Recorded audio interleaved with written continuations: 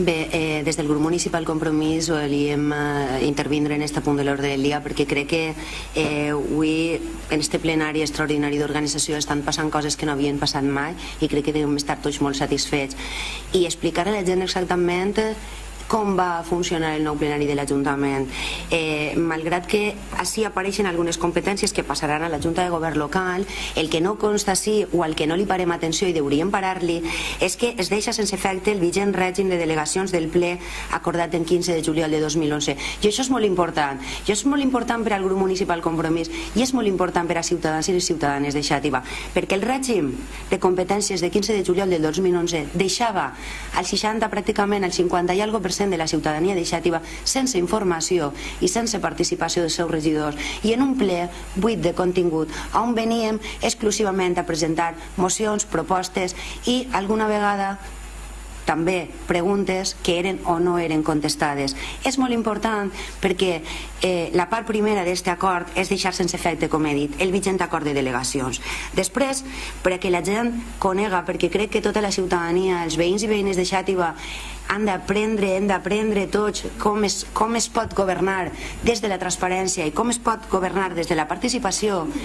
Hem d'explicar-li a la ciutadania i per tant, per això he dit que avui és un dia important, que aquelles delegacions, aquelles competències del ple que s'envien a la Junta de Govern local són només aquelles que necessiten de major agilitat que la d'una vegada al mes, quedant-li al ple fonamentalment aquelles decisions que hem de prendre en una sessió plenària, amb una diferència, que les juntes de govern local han deixat de ser el corralito de ningú. Les juntes de govern local són un òrgan més de participació de la ciutadania,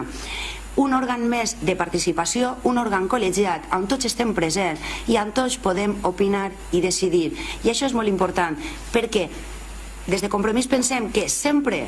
que Compromís pugui estar en un òrgan en la Junta de Govern local, sempre que puguem estar en aquest tipus d'òrgans, també facilitem l'accés a la informació a la ciutadania. La diferència entre formar part o no formar part d'un òrgan col·legiat, per a la gent que no ho sàpiga, significa que l'accés a la informació el tens o no el tens. Nosaltres ens hem limitat els darrers 12 anys, els darrers 20 anys, a llegir actes de juntes de govern local on no es transcrivia el contingut dels expedients, on únicament apareixien el contingut de l'acord, del vot. Juntes de govern local on simplement se'ns aventàvem amb 15 dies de retard de què s'anava a fer amb els nostres diners i veníem a plenaris buits de contingut. La diferència és molt important i m'agradaria que la gent que avui ha assistit i la gent que després veja este plenari siga conscient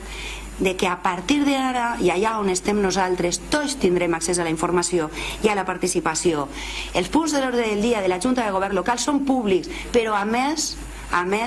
els acords de la Junta de Govern local també ho són i s'escolta, i això significa que els expedients d'aquest ordre del dia seran coneguts per tots i si els coneguem nosaltres també els coneixerà la ciutadania. Crec que hem d'estar satisfets i hem demostrat que es pot fer les coses diferent, que no costa tant, només fa falta voluntat política i creure en que és possible canviar la manera de fer política. Gràcies.